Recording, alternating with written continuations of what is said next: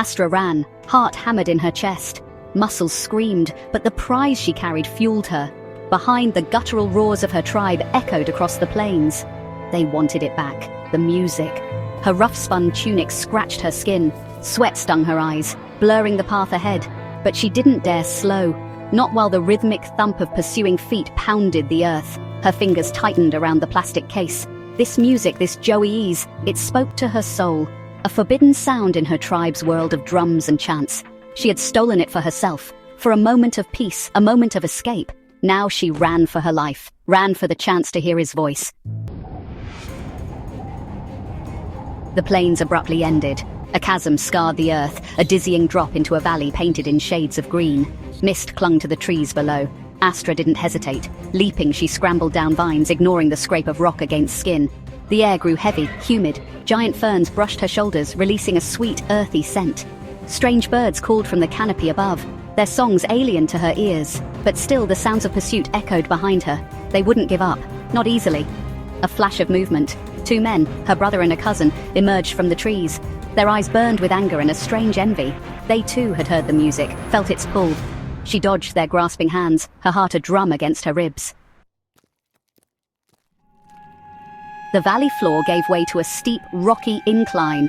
Astra's lungs burned, legs ached, but she pushed on, scrambling over boulders, hauling herself up by roots and branches.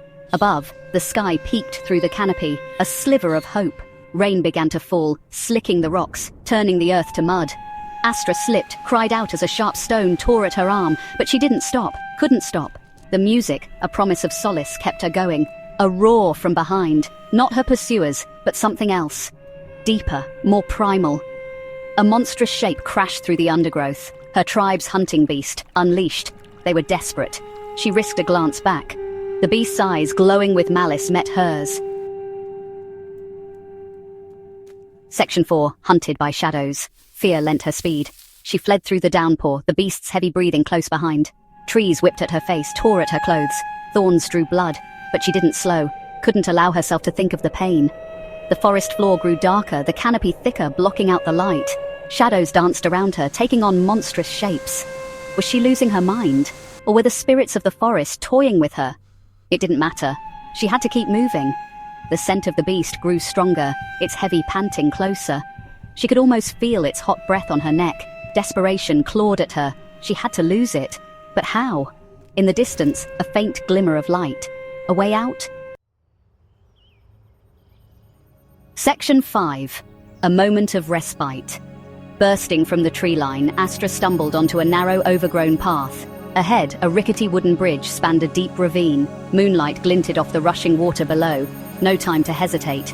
She sprinted across the swaying planks. The beast, momentarily hesitant, roared its frustration from the forest edge.